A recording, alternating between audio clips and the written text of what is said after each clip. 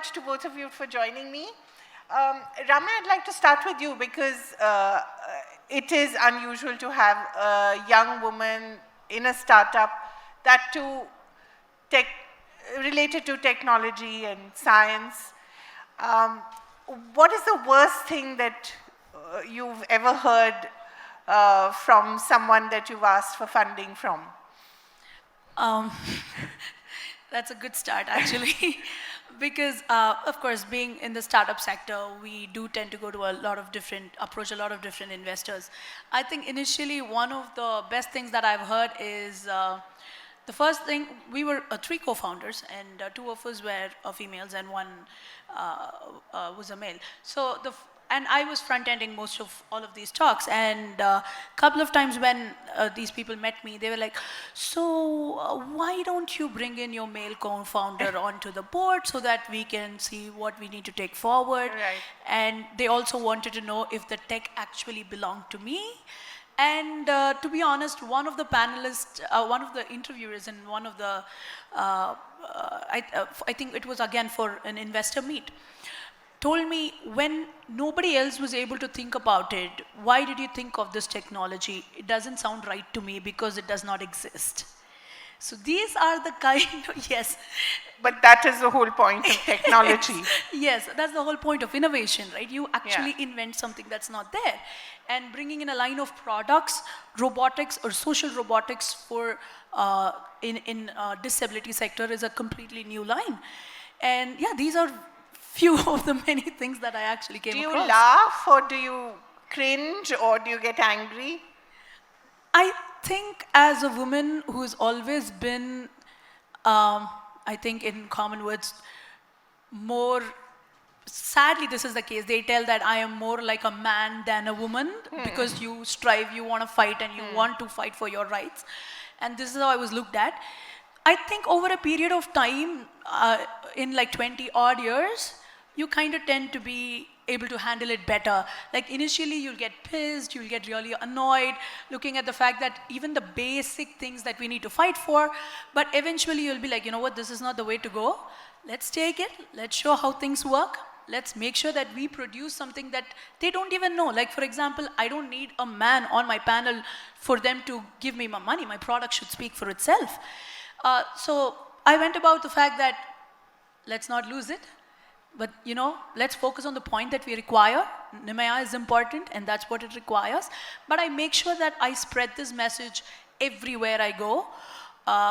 This doesn't even start with the panel members, or I'm just taking another second out of your time. At the very basic, like, and I think people in Chennai are kind of used to Ritchie Street. Ritchie Street is the place where you get all kind of electronics and anything that you require. So all I ended up asking was for a basic nose clip plier. And I also asked him for an industrial grade soldering rod with specification. The person behind the counter refused to sell it to me because I was a woman. He said, a woman will not know how to use this. You will do something with it and come back and complain to me. And another person behind the counter told me, ma'am, if you're looking for jewelry making, that's not the street, go to a different one. These are the stereotypes one has to live with. Sastra University for producing someone as talented and as spunky as you are. So well done. Sanghamitra, you must have heard so much more in your career so far. You're in a legacy institution set up in 1931, started by Mahalanobis. I mean, just about every, checklist is ticked off in terms of, the institution, and it's your second term. What are the things that you hear about being a woman scientist that still surprise you? Or you don't hear that anymore? No, I don't hear that anymore. I must acknowledge I have faced no issues. Right. As a woman. Of course, as a scientist, as a director or as a colleague, but I have never equated that with my gender. I do not think I have faced anything because of my gender. But of course, yes, like stories are there. I get a phone call, I want to speak to the director of the institute. So I had picked up that call and I said, yes, no, I want to speak to the director.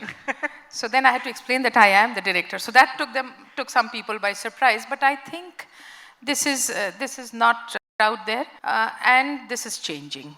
So the change, since we can see that change, I am very hopeful that this is going to change in the not so distant future. Of course, the effort has to be constantly on. We have to be alert, we have to be on our toes, and those who have reached certain level, we have our roles cut out for us, in the sense that we have to, take those steps so that the generation which follows finds the path a little easier than what we did. In fact, that's what I'd like to talk to you about, because, you've had the door, you've had to open the door, shall we speak. How you did it, maybe you just unlocked it, or you did it by force, whatever.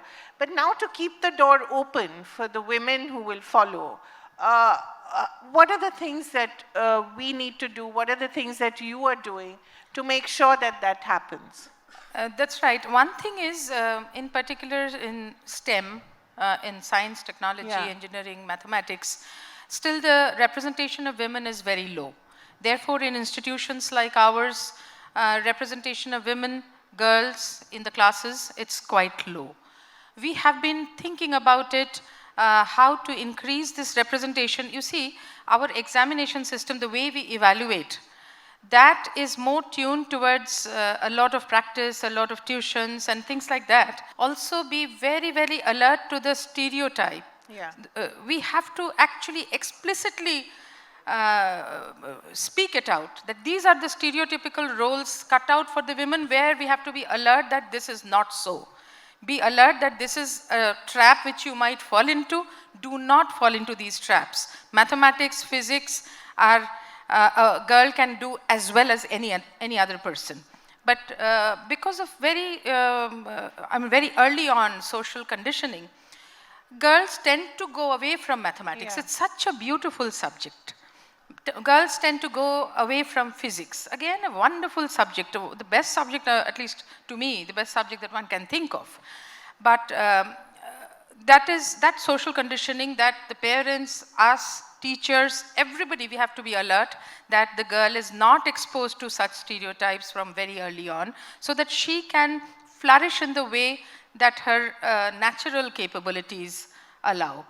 And I'm sure with that, with more and more girls coming into mathematics, in fact, many places I've seen a lot of girls in mathematics these days. The more they will go into all these science areas, and the more we will find girls higher up. So that is where we try to play our roles in trying to, at least for now, for lack of a better option, better alternative, to put some special seats for women. Right. Who may not have made that cut, the threshold that we have fixed for all the students, but maybe just a little less. But it has been found that if you allow these girls to come in, later on you take statistics again, how are they faring in class? When they exit the program, how they are placed, they are doing as well as anybody else. So that opportunity, equity of opportunity, that is, and for that, if you, so it's a difference between equality and equity. Yes. So that equity is very important, because that girl is disadvantaged. You cannot just give an examination and say, okay, fair as well as anybody else, while for 10, 12 years prior to that, she has not been exposed to that sort of training. So that equity, lower it a little, and then train her and see she is flourishing. Yeah. She's doing as well as anybody else. So that is where the higher education institutions have to play their roles, and the junior level schools, their teachers, their work is also cut out, so that the girls and the boys are trained that there are no gender stereotypes as we see in the books. Typically, doctor, we think of a man. Yeah. A nurse, a woman. A woman. Yeah. So these things have to be broken explicitly. Yes. That understanding and that explicit, it will not happen on its own unless we actually put policies in place to stop it. Right. The books have to be redone. Yeah. So these things we have to be conscious and explicitly take these steps. Ramya, you've had, you obviously must have excelled in maths and science when you were a child. Did you ever hear anything when you were growing up that, this is not for you, or it's going to be tough, or did you have help when you were growing up to sort of guide you in this path? So this is a path that I've actually lived through. Yeah. So one of the things, as a bachelor's, actually my degree is in electrical engineering. Right. But the thing that I actually wanted to do is mechanical. So when it comes to, you're talking about maths and science, the moment mechanical comes into place. It's supposed to be, yes. yeah. But that's something that I really, really wanted to do. And the day I wanted to join mechanical engineering, the first thing my mom said is, there's no girls in the class. Don't join. That was like the go-to thing, because, and I was able to see that it did change a little bit, but it's not, there's still, the percentage is like 10 to 90 in a Right. mechanical class. And one of the things, so I made sure that I consciously changed my path, and in my master's I got into mechanical engineering, and that's how I took a master's in robotics, and then I continued, I pursued my PhD in mechanical. In fact, in Shastra I was one of the first one to have a PhD in the mechanical department as a woman. And I know, Shastra just doesn't talk, right? You could see they sponsored all the changes that's required, and they made sure they supported me throughout, because that was required, and that conscious change is what that made me bring up this set of products. And I completely agree, ma'am, unless you have a conscious change in it, it's very difficult to, because somehow it's a taboo, right? It's okay to take electrical, it's okay to take electronics, especially computer science and IT, because it's like... Computers, of course. Yes, because it's All you have to do is to sit and code. and it's a well-trodden path. So Yeah. people kind of think, okay, if you do this, then you will immediately be able to get a job in the software firms, and then you go ahead. That's, of course, that works. That's also STEM. But imagine if you had given the equal opportunity to women in every area, and right from social conditioning at home to people in college and university and everything. Because as and when I moved from my BTech percentage, like the ratio of women to men in my class was 45 to 55. So that's quite good. But the moment I came to my MTech, because it was mechanical engineering, out of 20 people, 3 were girls. Okay. There was a sudden drop there. Yeah. And then in PhD, I was literally one of the very, very few to be a woman. So we could very clearly see, and one of the reasons that's happening is because when you take, for example, as an electrical engineer, when I applied for when we had campus placements, I went through the entire process of interview, group discussion and everything. And once I got selected in one of the core electrical companies, in the last round they were like, oh, you're a woman, we can't give you this job. I'm like, you didn't realize that when I was writing the aptitude tests for some reason?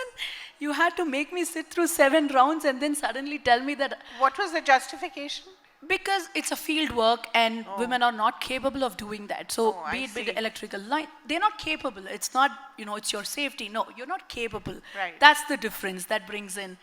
So, yeah. So, Sanghamitra, also your work is interdisciplinary. I mean, it's not just it's biology, it's computer science and computer biology. science, and it's a wonderful mix.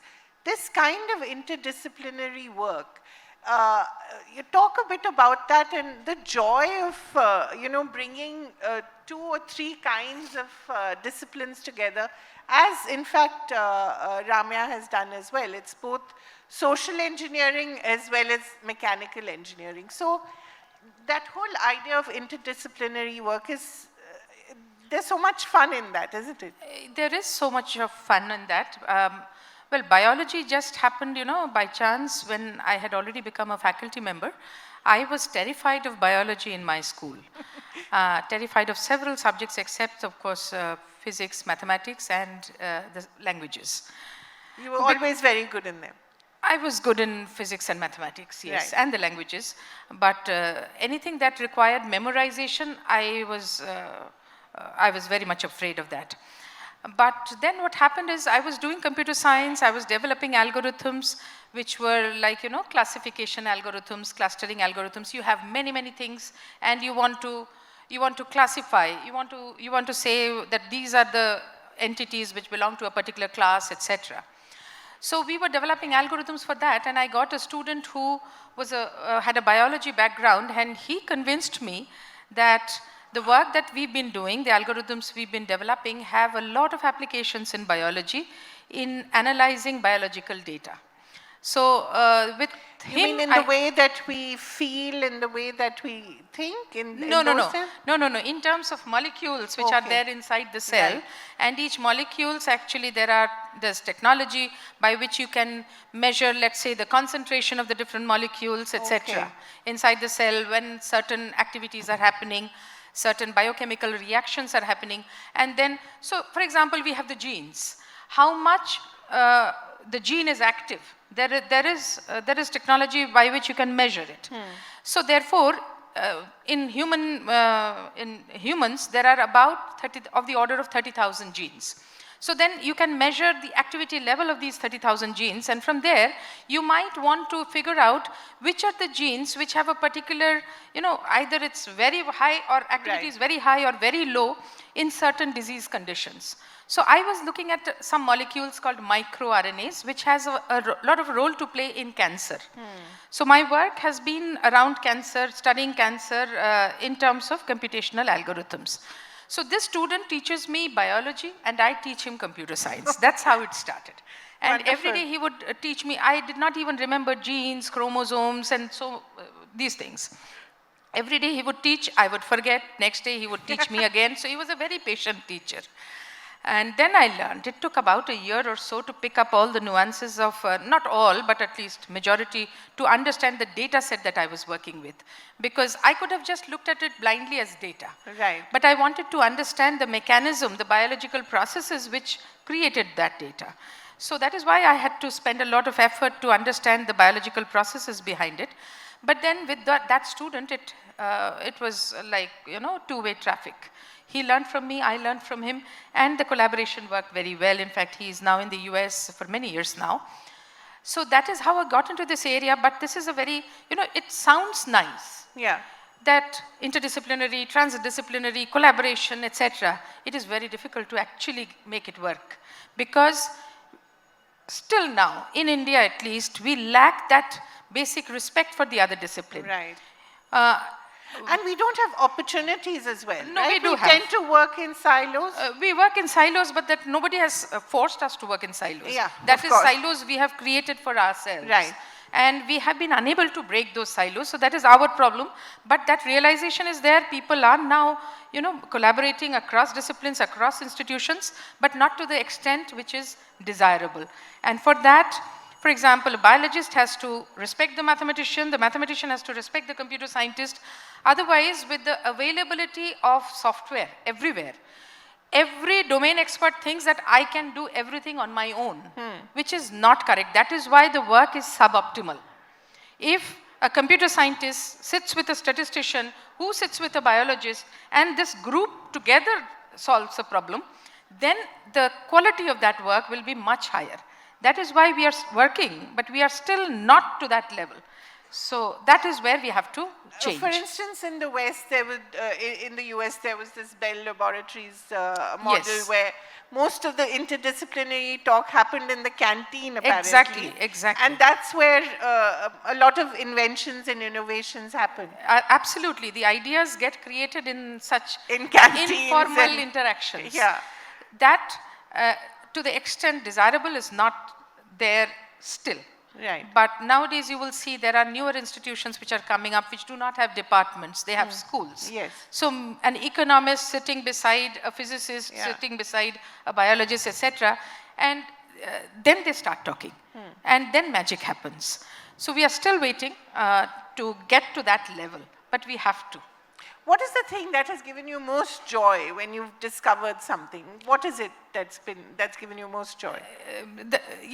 I mean, my work, as I said, because my work has been mostly related to cancer, one of our discoveries were a biomarker. And we were only doing computational algorithms, right? So we were on the computer, we were doing some simulation studies, etc. But our expertise ended there. We published, But a couple of years later, actually, we found that another group totally independently had validated that marker. That was for breast cancer. Right. So these are the things give you a lot of joy that the work that you're doing, you know, it has a place in that big scheme of things. It's not, my research does not solve a problem fully. It is just a small piece of that puzzle, but that small, very important piece. So that is where we find a lot of pleasure from the work that we've been doing, because it's so real life, you can see, you can at least visualize the application. It's the same with you, Ramya, right? You can see the difference that you're making. Yes. I think that's one of the best thing is that when the parents call up or they come back with a feedback telling a child who is not able to imitate, but using our training system was able to imitate like ads on TV or whatever the mom was doing in the house, that is when it gives me the utmost satisfaction that, you know what, it makes a change to somebody who really, really needs it. So that keeps me going, absolutely. I think that's one of the biggest things that keeps me going. Sanghamitra, the other problem has also always been of, you know, women reaching a ceiling after a point, you know, marriage, motherhood. There's always that tendency to drop off in any line of work. Do you see that still? Yes, it is still there. Actually, the age of when the career takes off and the age when you have motherhood is the same. It coincides. So that's a problem. Yeah. But there are women who are working through it. Yeah. I did one of my very good papers when I was on maternity leave. Right. So it is possible, but it's a big challenge. You have to acknowledge that challenge, and that is where the family comes in a big way. The husband, wherever they are living, and the family, the parental support, either the boy's family or the girl's family, whichever. But that support system becomes very important, because in our country yet, you will not find that level of this other support, like creche and everything is there in the big cities, but in the smaller towns, etc., that is missing. So that ecosystem has to be built. The offices, the organizations, they have to be aware of this, this very difficult time, and create the ecosystem to enable the woman to actually work through these years. Yeah. That is very important. And for the woman also, it means double the effort. Yes. But that has to be accepted with a smiling face, I guess. Yeah. Ramya, sometimes do you feel that, you know, the senior women need to tell you how hard it is, so that at least you know what to expect, rather than making it all seem so easy? That's true. That really helps, because sometimes you feel very alone. Not to moan about it, but at least you should know. Correct. Like, for example, a platform like this tells you there are a lot of things that we do face. Sometimes you're kind of alone in this whole fight, and it would actually be nice for anybody who's already gone through that path to actually tell us, you know what, this happens, don't worry, things are going to be okay. And that takes us really far, because it gives us the confidence that you can go far as well. But sometimes what happens is that their journey has been so hard, they're like, you know what, it's not worth it. Get married and settle down. So, do you hear that? Has that happened? Not much, but then I think we must also be alert that those of us, Ramya for example, I mean, she is in a very risky this thing also, where, you know, I am doing a job, I'm getting my salary is, you know, she's an entrepreneur at the end of the month. Yeah. But for her, I mean, I would be very, what should I say, apprehensive. But people are doing this, girls are doing this, but these girls, people like us who have reached to a certain level, should not be treated as exceptions to the rule. Yeah. There is no rule that girls cannot do it. Girls can do it. And we are examples of that. It is possible. So if I can do it, anybody else can do it. I was asked this question that when I got a particular award earlier this year, that maybe your students will, the expectation of your students will increase. I said exactly the opposite. The expectation of my expectation from my students has gone up, that if Right. I can do it, what's so great about it? You Yeah. can also do it. Yeah. So that is what, it should not be taken as an exception to the rule. This is the rule. It's only that there was not enough opportunity, therefore women were not able to come up. Now, once you give them enough opportunity, it's only a matter of time. So this is the rule. That is how it should be taken. The career of women should be a career, not a hobby. Exactly. Yes. Are there any questions from the audience, especially from Shastra to your former, to your alumni? Yes. Please. We teachers like me always wonder, in graduation level, PG level, in STEM education, girls will be, leading. They are very popular students. When in research or post PG, maybe 20% immediately they will be disappearing. Right. What may be the reason? So they're disappearing, that's That's what. I mean, that's very, I mean, that is the age where they're likely to disappear. Ah. They become invisible suddenly. It's likely to disappear, and therefore that is where our ecosystem needs to be alert and to bring them back into the fold. The government is trying. There are many schemes to bring women back, those who have taken a break. Yeah. But you see, once you take a break, I mean, that is inevitable, but then coming back and you have to cover double the way. Yeah. So it's a great challenge. It's a great challenge, and therefore, as I said, the boys also need to be trained that there are no stereotypes. Yes. Okay. So if the girl is good, that opportunity of her going out and doing all the outside work should be her responsibility. That because it's not just, you are not just giving the girl an additional advantage. It makes economic sense, because there are studies which show that organizations which hire more women, they are profitable.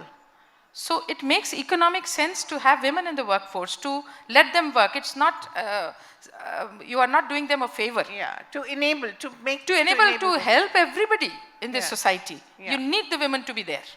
So this realization has to be there. Yeah, that is true. But the sad truth is, like, when we are talking about the age, the sad truth is that when a man has a master's, he's a catch. Yeah.